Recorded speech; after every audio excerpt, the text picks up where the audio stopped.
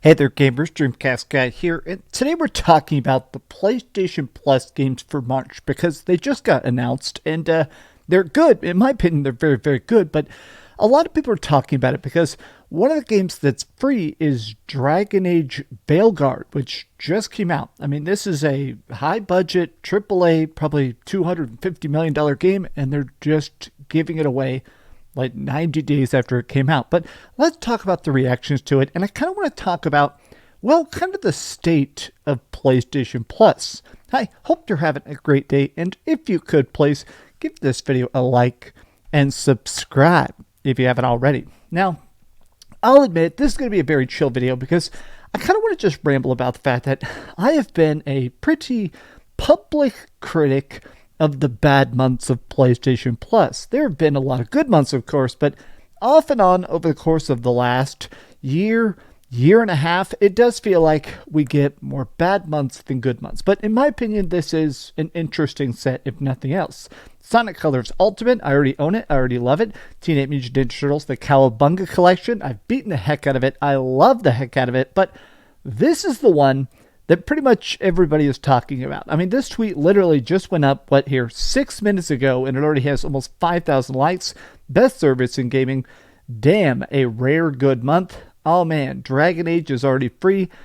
I did see a lot of people that are like, bro, I bought it. I mean, imagine if you bought this game for $70. The people that pre-ordered it, I think they had a $100 special collector's edition, and now here it is, 100 days later, completely free on the service. But even beyond that, I think what it seems like is happening specifically with PlayStation Plus, I don't think Game Pass is really doing this, but it does kind of feel like, and maybe I'm way off here, it does kind of feel like if a game has very, very low pre-order numbers, it does seem like PlayStation is making the smart move where they go in there and go, hey, we're looking at our storefront, we're looking at the back end, nobody is pre-buying Dragon Age.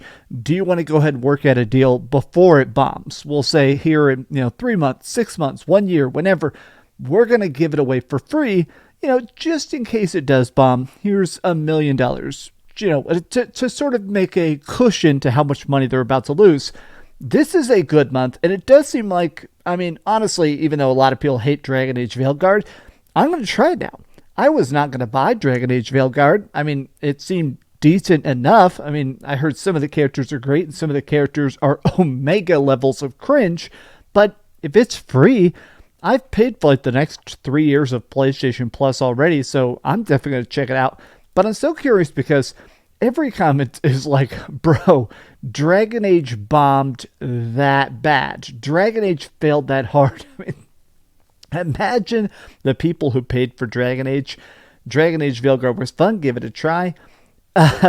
Now, here's a conspiracy that's been going around a lot, which is players engaged metric. A bunch of companies lately are using this weird made-up metric of basically, instead of saying, hey, here's how many copies we sold, here's how many people played the game, here's how many people pre-ordered it and got the collector's edition, now they just say, here's how many players we've reached. Oh, next quarterly, when we have to talk about why our profits are down so much, well, here's how many players have engaged with our content.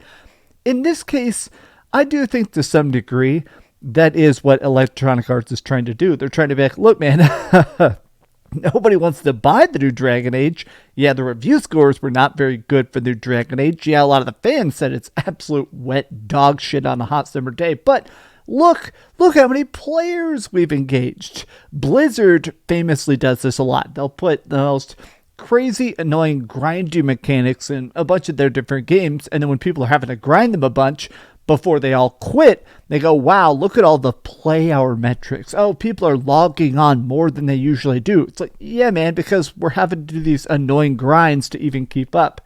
Damn, Dragon Age, guess I'll try it out now. Oh my god, Dragon Age is already a monthly game. Oh man. So here's the other thing that I really wanted to talk about in the video. Dragon Age was that bad.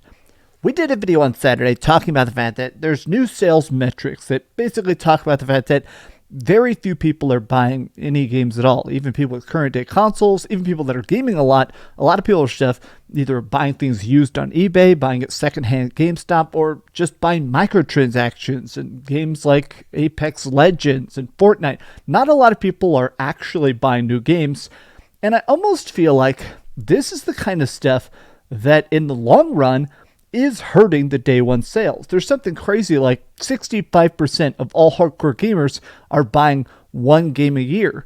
Well, I feel like if you're like, well, Dragon Age Veilguard seems fine. Yeah, the trailers are not exactly my vibe. Yeah, it seems like it might kind of suck in certain parts of it, but why would you ever buy a game for $7 if it's not getting 9s out of 10s at the very least? If you know there's a good chance that if it bombs, if it completely flops, it's going to be free very, very soon.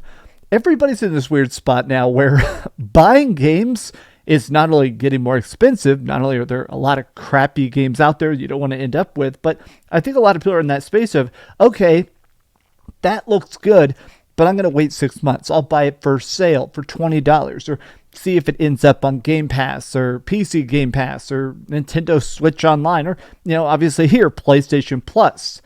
I'm rambling about this because I feel like PlayStation Plus is incredibly hit and miss. It was a lot better in early PlayStation 5 era. 4 or 5 years back, I feel like it was really good.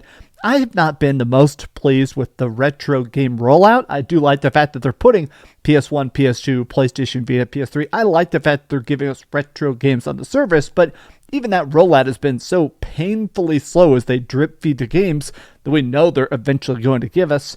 It is funny to me that at this point, companies care more about subscription services sometimes than even upfront sales. But I just want to ramble about this because I do truly believe that the problem with back-to-back bombs is about to get a lot worse. I'm not just alone in saying this. A ton of people are saying this. I'm not, having a crystal ball here with some bold, groundbreaking analysis. But I do think the fact that games are shorter, crappier, glitchier, more filled with microtransactions, it's making it so more and more people are saying, yeah, man, I'll get PlayStation Plus, but am I going to pay $70 for a game that looks like a 7 out of 10?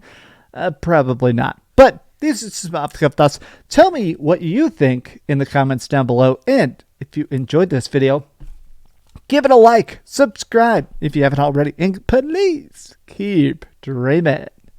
Thanks so much for watching that video. If you want to see something else, you can always click this link to see what I put up last, or, subscribe and see what's coming up next. Also, I promise that whatever I do, it'll try not to suck.